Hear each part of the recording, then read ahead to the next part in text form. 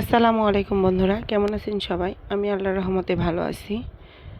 আমি আজকে কি রান্না করছি দেখে বুঝতে পারতেছেন তো? আমি নিজেই বুঝতেছি না কি রান্না করতেছি। দেখে তো মনে হচ্ছে ঢেঁড়সের ঘাঁটি করতেছি। কেউ কোনো দিন ঢেঁড়সের ঘাঁটি খেয়েছেন?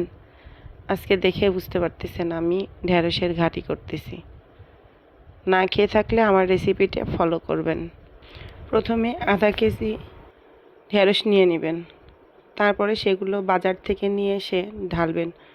ঢালার পরে কোনো চিন্তা ভাবনা না করে বটি রেডি করে সেগুলো কুচি কুচি করে কেটে ফেলবেন। ছোট ছোট করে কেটে ফেলবেন। ময়লা থাকুক মাটি থাকুক কোনো চিন্তা করবেন না, কেটে ফেলবেন।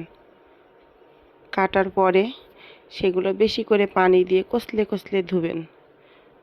ধোয়ার পরে সেগুলোর পানি আবার ঝরতে দিয়েন না, তাহলে কিন্তু ঢেঁড়সের ঘাঁটি হবে না। সেজন্যে সাথে সাথেই দিয়ে দিবেন। পেঁয়াজ কুচি আর মরিচ দিয়ে চুলায় দিয়ে দিবেন। একটু লাল লাল হয়ে আসলে সেই ঢেঁড়সগুলো পানি থেকে তুলে সরাসরি এটার মধ্যে দিয়ে দিবেন। একদম বেশি পরিমাণ পেঁয়াজ কেটে দিবেন। পেঁয়াজ না হলে কিন্তু ঢেঁড়সের ভাজি ঘাঁটি চচ্চড়ি যেটাই বলেন না কেন, পেঁয়াজ না হলে কিন্তু ভালো লাগে না।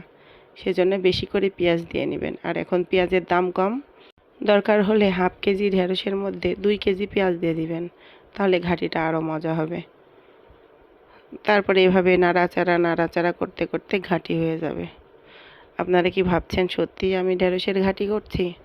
না রে ভাই, আজকে এমন একটা কাজ করেছি, তাড়াহুড়োতে ভুলেই গেছি যে ঢেঁড়স ধুয়ে তারপরে কাটতে হয়। আমি না ধুয়েই কেটে ফেলছি।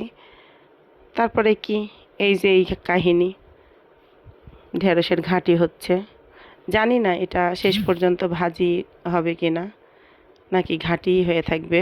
চেষ্টা চলছে বন্ধুরা ঘাঁটিকে ভাজিতে পরিণত করার। এখন চেহারা দেখে মনে হচ্ছে ঘাঁটিটা অবশ্যই ভাজি হবে, অনেক মজাদার ভাজি হবে দেখে মনে হচ্ছে। জীবনে কত কিছুকে সোজা বানিয়ে ফেললাম, আর তো সামান্য ঢেঁড়স ঘাঁটিকে ভাজি বানিয়ে ফেললাম। আপনারা আবার সত্যি সত্যি হাফ কেজির মধ্যে 2 কেজি পেঁয়াজ দিয়েন না ভাই, তাহলে কিন্তু খেতে পারবেন না বুবুরা। পেঁয়াজ দিবেন, কিন্তু তাই বলে অত বেশি দিলে আবার ভালো লাগবে না। ঢেঁড়সের মধ্যে পেঁয়াজ অনেক ভালো লাগে। আমি জানি না আপনাদের কেমন লাগে। ঢেঁড়স অবশ্যই ধুয়ে তারপরে কাটবেন, তাছাড়া কিন্তু আমার মতন বিপদে পড়বেন। ঢেঁড়স ধুয়ে কেটে একদম বেশি আছে চুলার পাওয়ার হাই দিয়ে ঢেঁড়সগুলো দিতে হয়। তারপরে যখন আঠাগুলো ছাড়িয়ে যাবে, দেখবেন নাড়তে নাড়তে এক সময় আঠালো ভাবটা থাকবে না, তখন চুলা আস্তে দিবেন। এভাবে ভাজি করলে ঢেঁড়স ভাজি একটার সাথে আরেকটা লেগে যায় না, অনেক মজার হয়। এই যে আমার ঢেঁড়স ভাজির ফাইনাল লুক দেখেন আপনারা কেমন হয়েছে। আমার কাছে তো ভালো লাগছে। আমার মেয়ে অনেক মজা করে খেয়েছে, আলহামদুলিল্লাহ।